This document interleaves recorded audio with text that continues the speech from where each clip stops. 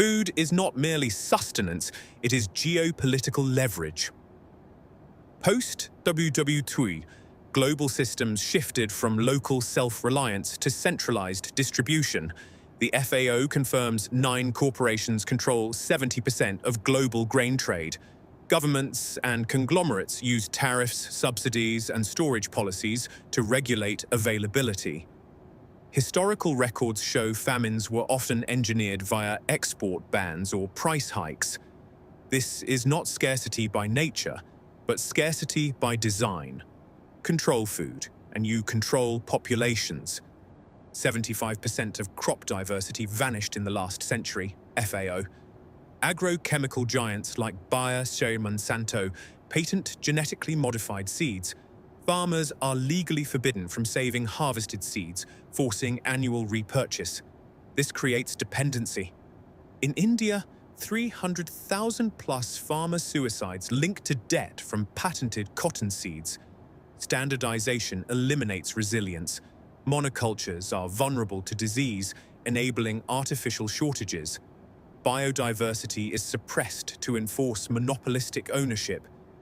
Wealthy nations spend $350 billion a year on agricultural subsidies, OECD. These flood global markets with artificially cheap produce, destroying local farming in developing nations. West African rice industries collapsed when EU surplus was dumped. This creates import dependency. During crises, supply lines are severed. Subsidies also dictate what is grown. 60% of corn and soy goes to fuel, livestock, not human food. Policy decides abundance or hunger. 90% of global trade moves by sea. 6 shipping alliances control 80% of container capacity. Routes and port access are regulated by international treaties and corporate contracts. 2021 Suez Canal blockage raised food prices 15% globally instantly. Strategic bottlenecks, Strait of Malacca, Bosphorus, are monitored by military powers. Flow can be slowed or halted via insurance denials, labor regulations, or security mandates. Distribution is programmable. Governments maintain emergency stockpiles. China holds 65% of global wheat reserves. These are not just for security, they are market regulators. Releasing reserves suppresses prices, hoarding inflates them. In 2008, export bans by major producers triggered food riots in 30 countries. Reserves create artificial scarcity or surplus. They also enable food aid programs that force political concessions. Stockpiles are tools, not safety nets. Policies framed as environmental protection restructure production. EU's Farm to Fork mandates 20% less fertilizer use by 2030, risking 10 and 20% yield drops, EC studies. Carbon taxes raise production costs. Sustainable certifications exclude smallholders. Meanwhile, industrial livestock, 30% emissions, remains subsidized. Climate frameworks selectively restrict supply while enabling corporate consolidation. Regulation masquerades as stewardship. 3 regions control 70% of nitrogen, phosphorus, potassium reserves: Russia and Ukraine, North Africa, Canada. Sanctions and trade wars restrict output.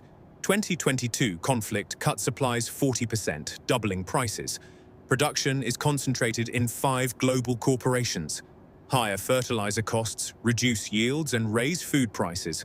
Control over soil nutrients equals control over future harvests. Input dependency is the backbone of manipulation.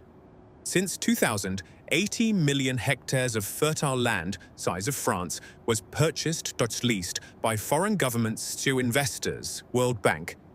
African nations lost 20 M+ hectares. Land is used for export crops while local populations face hunger. Contracts often exempt investors from environmental laws. This displaces farmers and converts food systems to export engines.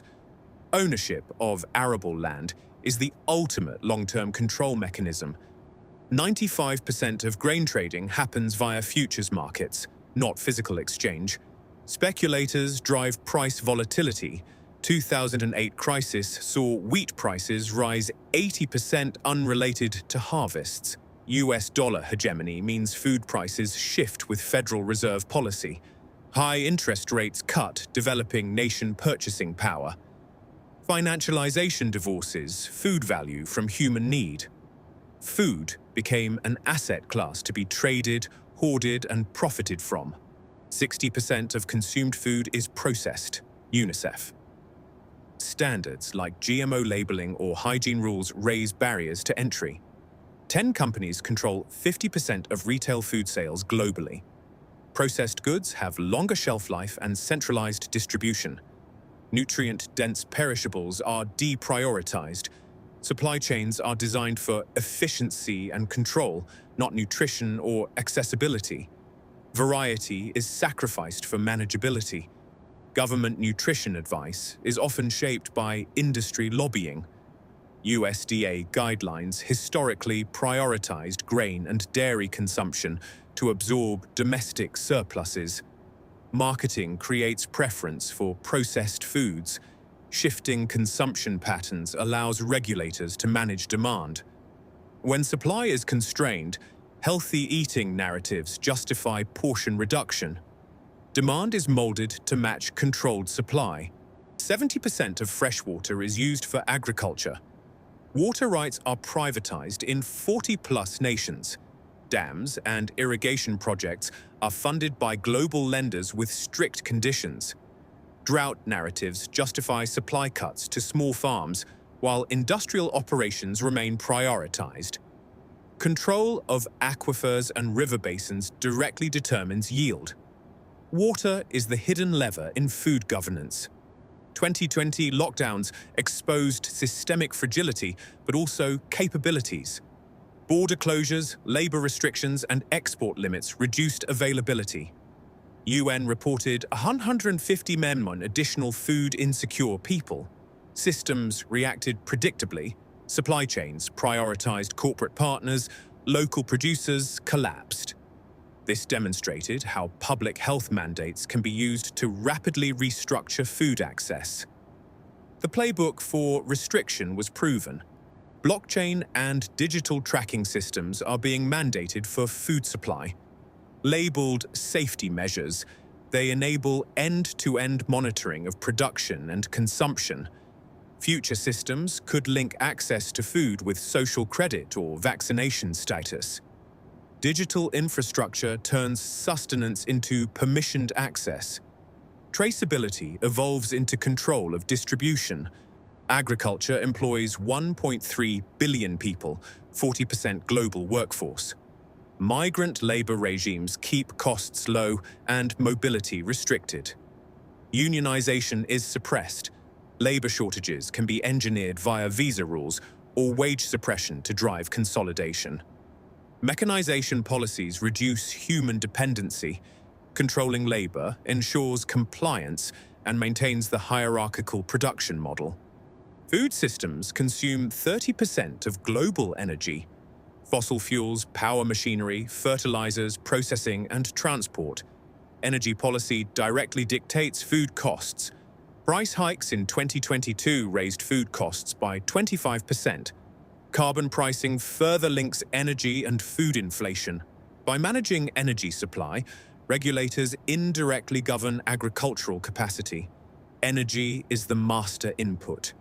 Plant health regulations and quarantine laws restrict seed movement and farming methods.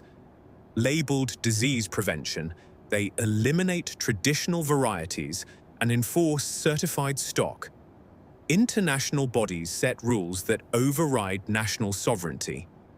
Outbreaks, real or perceived, trigger widespread culling or destruction of crops. Bio-risk narratives justify heavy-handed intervention. 1 out of 3 of global food is wasted. FAO, 40% in developed nations. Surplus is intentionally destroyed to maintain price stability. Supermarkets reject imperfect produce by policy. Wasted capacity preserves artificial scarcity. Anti-waste campaigns now shift blame to consumers while ignoring structural causes. Waste is not inefficiency, it is market management. Treaties like WTO or USMCA limit government ability to support local farmers. National treatment clauses force equal access for foreign corporations. Dispute settlement mechanisms punish policies protecting food security. Nations surrender agricultural autonomy in exchange for market access. Trade law enforces a global hierarchy of producers and consumers. 80% of agricultural R&D is funded by private corporations. Public research is increasingly directed toward industrial models. Alternatives like permaculture or agroecology receive 2% funding. Knowledge is patented or restricted. Education systems train farmers for dependency. Innovation is steered toward systems requiring proprietary inputs. Claims of too many people justify centralized production, yet evidence shows distribution, not capacity, is the issue. Global agriculture produces 150% of required calories. Scarcity narratives drive acceptance of consolidation and regulation. Population discourse frames control as a necessary solution to manufactured crisis. US, EU, and Russia actively expand agricultural influence. Africa is targeted as the future breadbasket. Investments come with political alignment conditions. Food aid is tied to purchase of donor nation goods. Regional blocs are integrated into global chains to prevent self-sufficiency. Food security is conditional on geopolitical loyalty. Fortification and processing alter nutritional profiles.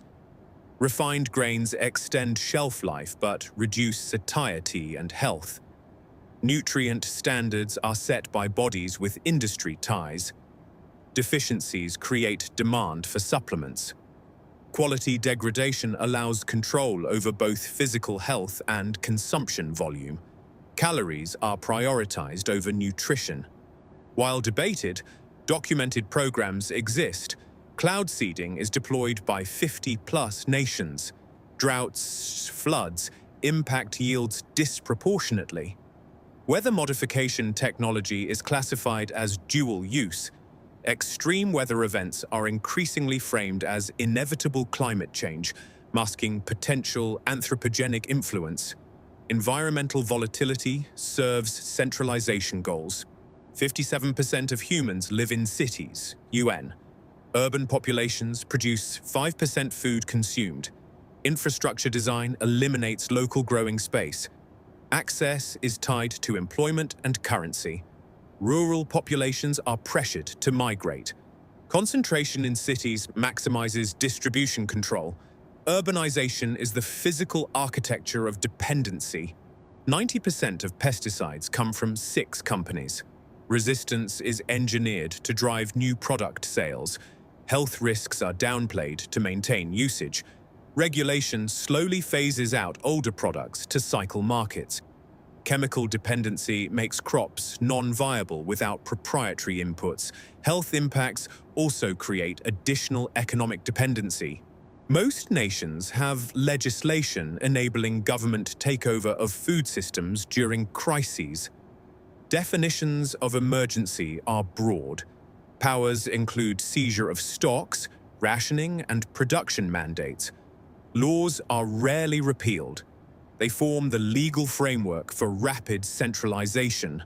Legality transforms manipulation into authority. Media and official reports shape public perception of supply. Shortage alerts or bumper harvest announcements drive behavior. Inflation narratives justify price hikes unrelated to costs. Consumer demand is calibrated via price. Signals maintain the illusion of market forces while prices are directed from above. Meat consumption is both encouraged and regulated. Livestock uses 77% agricultural land for 17% calories. Emission narratives are now used to propose reduction or replacement with synthetic alternatives. Animal agriculture creates massive economic leverage. Transition plans consolidate control further via lab-grown or plant-based substitutes. UN bodies, FAO, WHO, and financial institutions, World Bank, IMF, set global frameworks. Funding is conditional on policy alignment. Standardization removes national flexibility. They act as coordinating bodies for corporate and state interests. Global governance harmonizes systems for easier management. New gene editing, CRISPR, removes previous GMO restrictions. Patents are broader. Regulatory bodies approve with minimal safety data.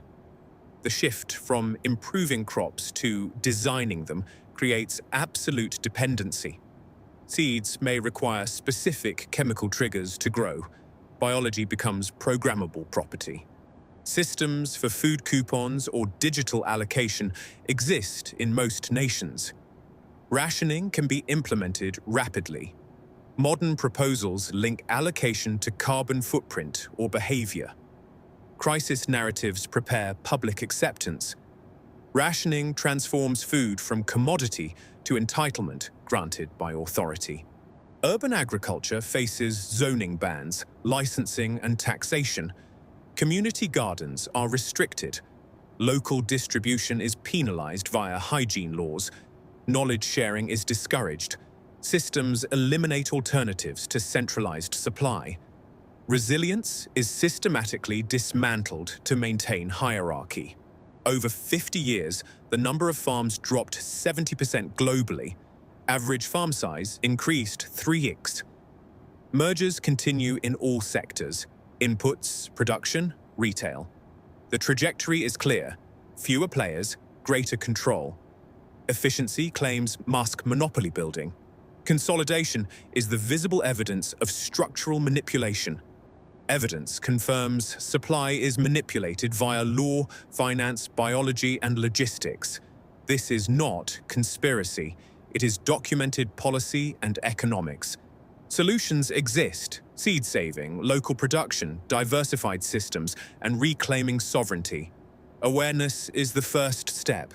Control is maintained by dependency. Freedom lies in resilience and decentralization.